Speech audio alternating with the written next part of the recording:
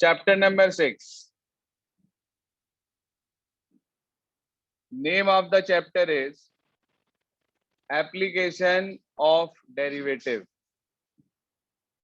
Short में लिखते हैं इसको AOD. दो टॉपिक इसमें से कट गए हैं, derivative as a rate measure और अप्रोक्सीमेशन, यानी कि 0.1 और 0.4. सिर्फ 3 एक्सरसाइज हमें इसमें से करनी है, 6.2, 6.3 और 6.5. प्लस इन 3 एक्सरसाइज पर बेस्ड जो क्वेश्चन हमारे मिसलेनियस में है वो एक्सरसाइज हमें करनी, वो क्वेश्चंस हमें करने हैं मिसलेनियस एक्सरसाइज से. तो ये जो 3 एक्सरसाइज है हमारे पास, इसमें पहली है ये इंक्रीजिंग डिक्रीजिंग, दूसरी है टेंजेंट नॉर्मल, तीसरी है मैक्सिमा मिनिमा. जो हमारी इंक्रीजिंग डिक्रीजिंग है इसी के मिलते जुलते कंसेप्ट पे मैक्सिमा मिनिमा है. तो हम सबसे पहले टेंजेंट नॉर्मल का काम करेंगे, उसके बाद इंक्रीजिंग डिक्रीजिंग और फिर मैक्सिमा मिनिमा. क्या होता है टेंजेंट नॉर्मल में, कैसे हम लोग उसके अंदर क्वेश्चंस को करते हैं सॉल्व, तो उसके लिए उसका बेसिक कंसेप्ट नोटबुक में हेडिंग डाल लीजिए आप, टेंजेंट एंड नॉर्मल्स.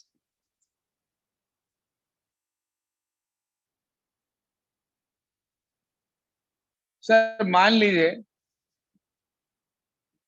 कि आपके पास ये कोई फंक्शन है, कर्व है, y is equals to f x. एक कर्व है आपके पास, y is equals to f x, और हमें इसके ऊपर कोई पॉइंट पता है x1 y1. वहां से हमें एक ऐसी लाइन की इक्वेशन निकालनी है जो इसे टच करती हुई जाए इस पर्टिकुलर पॉइंट पे. कोई लाइन जो किसी भी कर्व को टच करती है किसी एक पॉइंट पर, वो उसकी टेंजेंट कहलाती है. क्या कहलाती है? ये तो आपने क्लास 10th में पढ़ रखा, बस आपने वहां पे सिर्फ सर्कल के रिस्पेक्ट में पढ़ी थी टेंजेंट. यहाँ पे जो हम पढ़ रहे हैं ये हम एक जनरल कर्व के ऊपर पढ़ रहे हैं.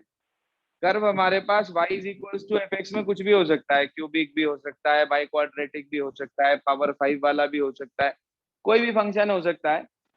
तो हमें क्या करना है, इस टेंजेंट का स्लोप और इसकी इक्वेशन, दो चीज के बारे में पढ़ना है. इसी पॉइंट ऑफ कांटेक्ट पर जब कोई लाइन इस पर परपेंडिकुलर हो जाती है तो वो इस कर्व के लिए नॉर्मल का काम करती है इस पॉइंट x1 y1 पे. नॉर्मल और टेंजेंट एक दूसरे के परपेंडिकुलर होते हैं. अगर आपको नॉर्मल का स्लोप टेंजेंट का स्लोप पता चल जाए तो नॉर्मल का स्लोप उसका नेगेटिव रेसिप्रोकल करके आ जाता है. क्योंकि लास्ट ईयर आपने कंसेप्ट पढ़ा था कि when the two lines are perpendicular to each other then their slopes are negative reciprocal of each other, या ये कह लो उनके स्लोप की प्रोडक्ट -1. अगर दो लाइन पैरेलल तो स्लोप इक्वल, और दो लाइन परपेंडिकुलर तो उनके स्लोप की प्रोडक्ट किसके इक्वल? -1. हाँ जी, -1 के इक्वल. तो फिलहाल टेंजेंट क्या है और नॉर्मल क्या है वो आपको मैंने एक्सप्लेन कर दिया. अब इन पे प्रोसेसिंग वर्किंग प्रोसीजर क्या है इसका. आपको कर्व दिया जाएगा एक y is equal to f x. आप दिए हुए कर्व का डिफरेंशिएशन कर देंगे सर, तो dy by d x is equal to f dash x आ गया. ठीक ठीक. इस dy बाई डी एक्स की वैल्यू निकाल लेंगे आप उस पॉइंट पर जहां पर हमें टेंजेंट चाहिए, मतलब एट x1 y1. तो हम क्या करेंगे, फंक्शन के अंदर जहां जहां x आ रहा है वहां वहां x1 रख देंगे, जहां जहां y आ रहा है वहां वहां y1 रख देंगे. ये x1 y1 एक तरह से कोऑर्डिनेट है पॉइंट के, 2 3 2 5 इस तरीके से ये कोऑर्डिनेट है हमारे पास.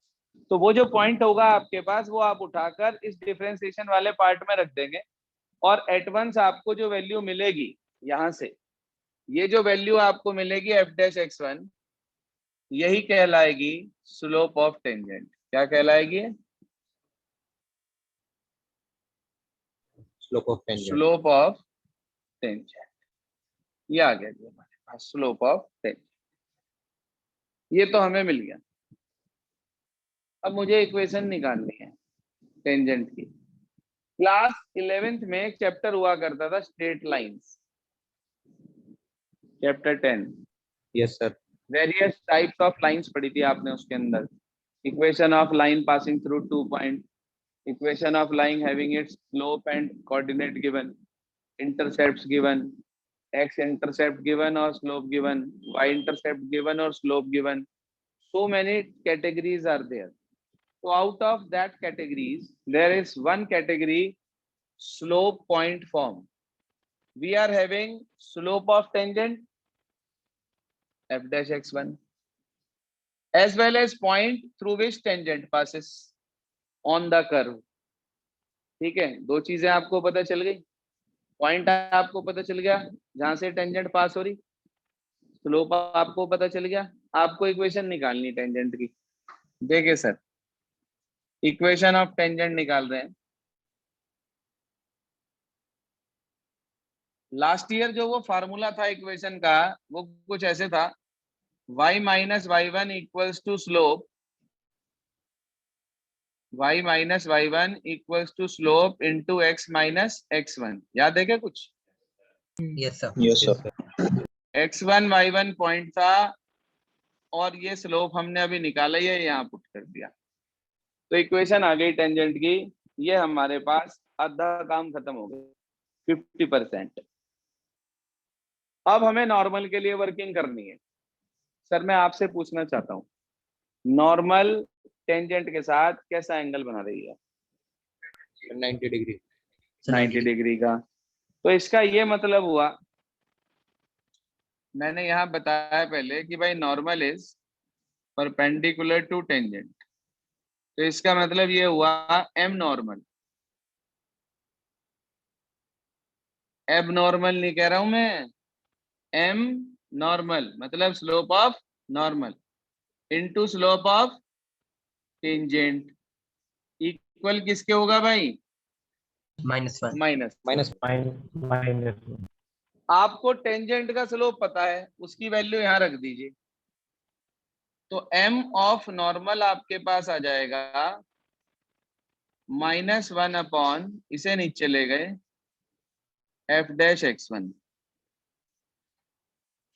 M normal is equals to -1 upon f dash x1। ये पॉइंट आ गया हमारे पास। इतने में कोई परेशानी दिक्कत? हाँ सुयश बताओ। सर प्लीज एक बार इक्वेशन ऑफ टेंजेंट बता दीजिए कैसे आया था, मैं डिस्कनेक्ट हो गया था बीच में। एक फॉर्मूला होता था सुयश पिछले साल, y minus y one is equals to m x minus x1, जिसको बोलते थे हम slope point form, chapter number 10 straight lines. वो वाला फॉर्मूला यहाँ लगाया सिर्फ।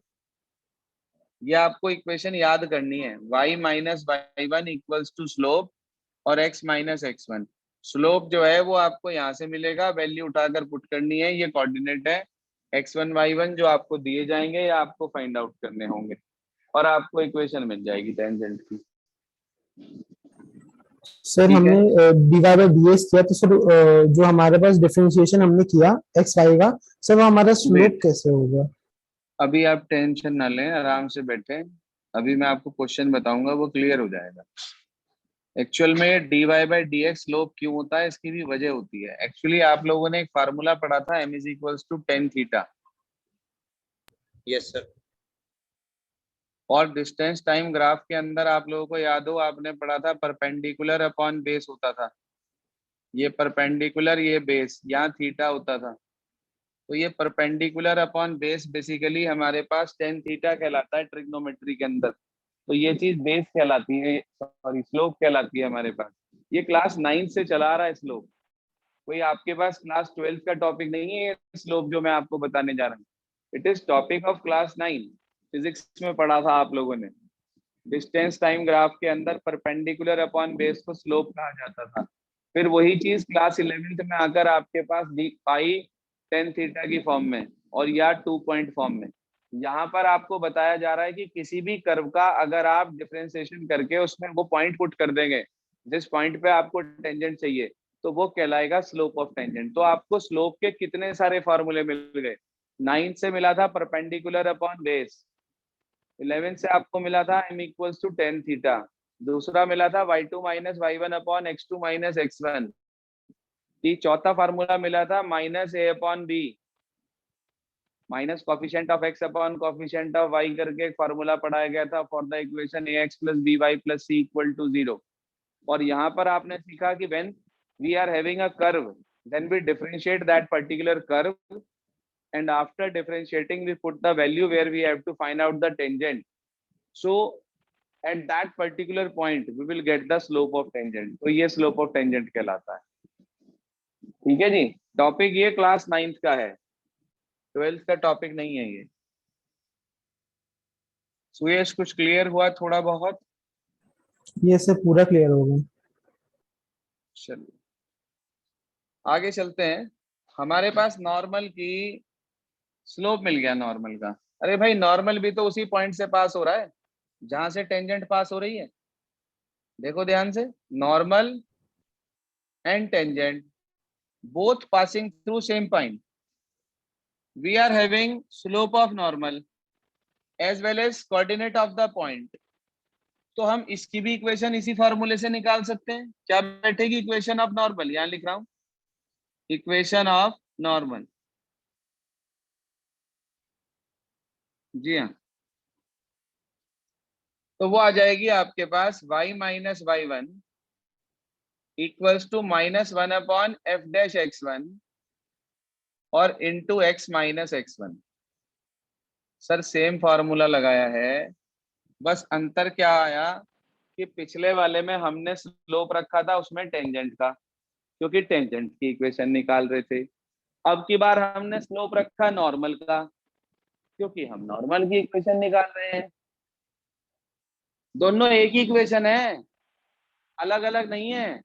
बस टेंजेंट की इक्वेशन के दौरान टेंजेंट का स्लोप रखा गया, नॉर्मल की इक्वेशन के दौरान नॉर्मल का स्लोप रखा गया, और कुछ भी नहीं है। सेम फार्मूला, सेम चीज है दोनों के अंदर। यहां तक okay? Yes sir. Yes sir. देखो ये बेसिक का तो काम खत्म हो गया। अब इसके अलावा कुछ चीजें ऐसी हैं जो यहाँ पर यूज होंगी इस टॉपिक के अंदर। तो वो कुछ बेसिक से फार्मूले कंसेप्ट हैं जो आप पिछली क्लास में पढ़कर आए, वो मैं आपको सिर्फ नोट करा रहा हूँ हेडिंग डालने इसके बाद। सम इम्पोर्टेंट पॉइंट्स या सम यूजफुल पॉइंट्स, कुछ भी लिख लें, एक ही बात है। जो ये पॉइंट्स मैं आपको अब लिखवाने जा रहा हूँ ना, इसका बहुत यूज होगा इस एक्सरसाइज के अंदर।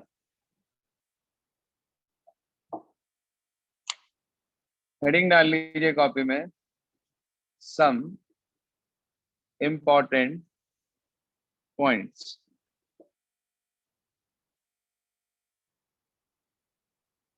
जी हाँ, सबसे पहला ये मान लीजिए दो लाइंस हमारे पास है L1 L2, इनका स्लोप है M1 M2। तो इफ L1 पैरेलल L2, हाँ भाई, if L1 parallel L2 then M1 equal to M2 and vice versa. ये क्या होता है भाई वाइस वर्सा? सर इसका उल्टा भी एप्लीकेबल है। हाँ, इसका उल्टा भी ट्रू है, वैलिड है, कि अगर लाइन पैरेलल तो स्लोप इक्वल, और अगर स्लोप इक्वल तो लाइन पैरेलल। लास्ट ईयर भी पढ़ा था आप लोगों ने, ये सब पुराने कंसेप्ट आएंगे। एक लाइन मान लीजिए ये है, दूसरी लाइन मान लीजिए ये है, एक L1 एक L2, इसका स्लोप M1 और इसका M2, ये परपेंडिकुलर है। तो if L1 perpendicular L2 then M1 equals to -1 and vice वर्सा।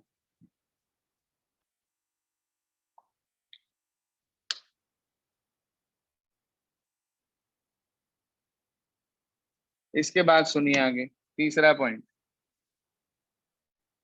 आपके पास मान लीजिए एक लाइन है जो कि दो पॉइंट से पास हो रही है, x1 y1 से भी और x2 y2 से भी। तो इसके स्लोप का formula y2 minus y1 upon x2 minus x1।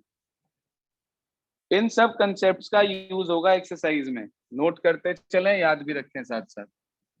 मान लीजिए लाइन इस फॉर्मेट में है ax plus b y plus c equal to 0,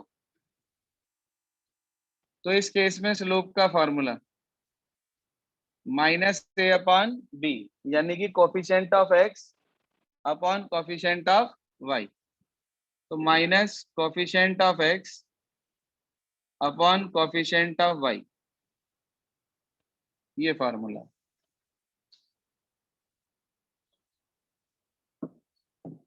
अगला कंसेप्ट नोट कर लें, slope of x axis 0, slope of y axis not defined, infinity कहते हैं जिसे आप, ठीक है जी, बात क्लियर हो गई? Yes sir. यस। और सर इसके बाद एक ये लिख लो, जैसे कहीं लिखा हो यदि 7x upon 3y equal to 0, sorry equal to infinity, तो अगर ऐसा कहीं लिखा हुआ आ जाए तो दो तरीके होते हैं इसे सॉल्व करने के। आप इसे उल्टा कर दें, 3y अपॉन 7x, 0 का नॉट डिफाइंड का उल्टा होता है 0, ये 0 में चला जाएगा और 3 भी नीचे आ जाएगा, तो y किसके इक्वल आ जाएगा? 0 के। दूसरा तरीका ये होता है कि भाई नॉट डिफाइंड कब आया होगा? जब डिनोमिनेटर में क्या होगा? 0। इसका मतलब 3y 0 हो गया। सीधा सीधा भी लिख सकते हो आप कि भाई अगर कोई भी fraction equal to not defined है, मींस दैट उसका डिनोमिनेटर 0 है। उल्टा सीधा करने की जरूरत ही नहीं, आप सीधा ही कह सकते हो उसको कि भाई 3y equal to 0 implies that y equal to 0। बोलिए सर, बेसिक फंडामेंटल क्लियर हो गया? यस सर, क्लियर है। Yes sir. सर ये हमारे पास जो मैंने आपको बताया ना अभी, ये सब वो कंसेप्ट हैं जो हमारे पास इस चैप्टर में, इस एक्सरसाइज में मोस्ट इंपॉर्टेंट पार्ट प्ले करते हैं। सारे के सारे कंसेप्ट आपको टिप्स पे होने चाहिए, तब आपको क्वेश्चन करने में मजा आएगा, नहीं तो आपसे एक भी क्वेश्चन नहीं होने वाला। इस एक्सरसाइज का सबसे पहला एग्जांपल 6.3 का, मेरे ख्याल से एग्जांपल नंबर 11th है या 14th है, देखना कौन सा है, 14th है या 11th है, कौन सा है चेक करना, 14th है। पढ़िए सर 14th एग्जांपल क्या कहता है जरा।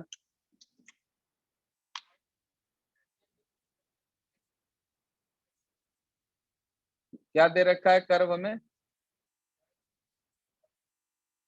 एक्स क्यूब माइनस एक्स, और एट द पॉइंट क्या कह रहा है? एट एक्स इक्वल टू 2 पे हमें स्लोप ऑफ टेंजेंट निकालना है। मैं आपको इसी एक क्वेश्चन के अंदर पूरा टेंजेंट नॉर्मल एक्सप्लेन कर रहा हूं, ध्यान दीजिएगा जरा। सर मेरे पास कर्व आ गया y is equal to x cube minus x, मेरे से वो सिर्फ मांग रहा है टेंजेंट का स्लोप। मैं निकालूंगा सब कुछ, टेंजेंट का स्लोप भी, नॉर्मल का स्लोप भी, टेंजेंट की इक्वेशन भी, नॉर्मल की इक्वेशन भी, सब कुछ निकाल देंगे इसी में ही। देखो कैसे। आपने इसका डिफरेंशिएशन करा dy बाई dx। मुझे ऐसा लगता है कि आप लोगों को इसका डिफरेंशिएशन बहुत अच्छे से क्लियर होगा, शायद बताने की भी शायद Yes, sir. आवश्यकता नहीं है, क्योंकि ये तो कुछ भी नहीं है। आपने तो इसके समझ लो दादा परदादा के टाइम के क्वेश्चन कर लिए। कितना होगा ये? Square minus 1। शाबाश। तो dy बाई dx की वैल्यू निकाल ली हमने एट x इक्वल टू 2।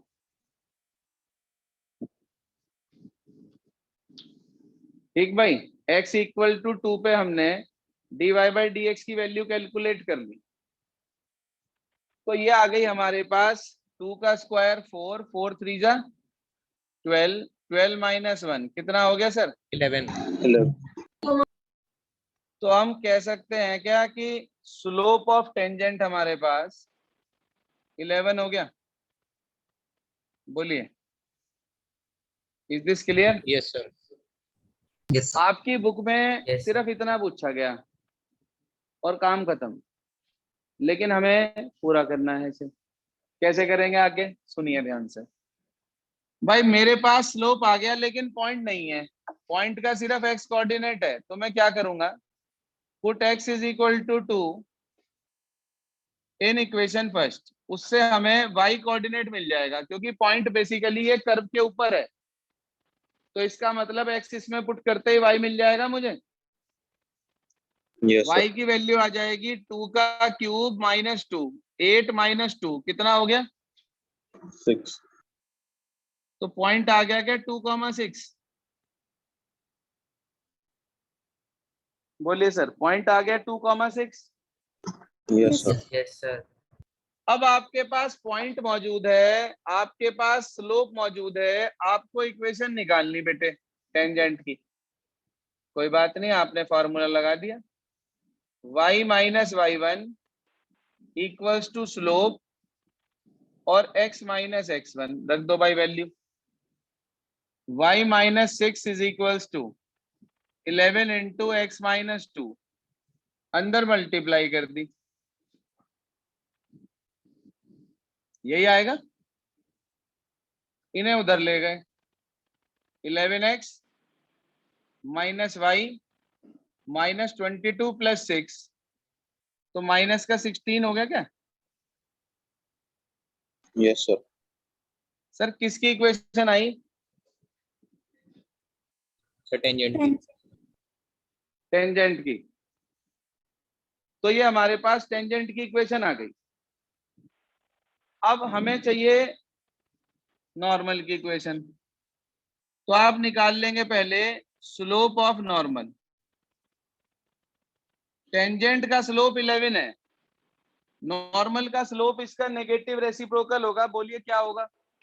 -1/11. -1/11. हाँ जी, -1/11 होगा।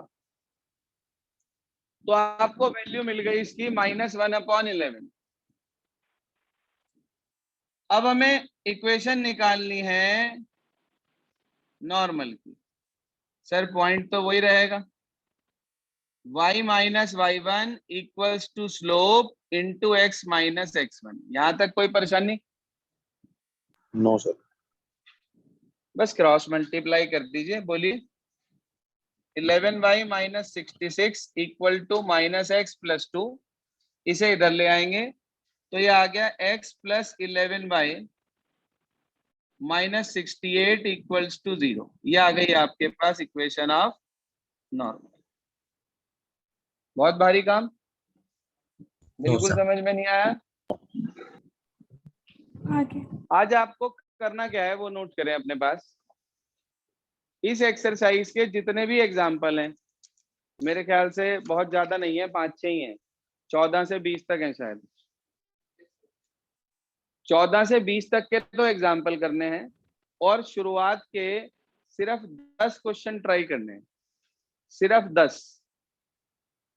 कल हम पहले इन क्वेश्चंस की प्रॉब्लम्स लेंगे, फिर आपको आगे का करने के लिए देंगे। क्लियर हो गया सभी को होमवर्क? Yes, sir. Yes. दोनों ग्रुप पर होमवर्क डाल दें प्लीज।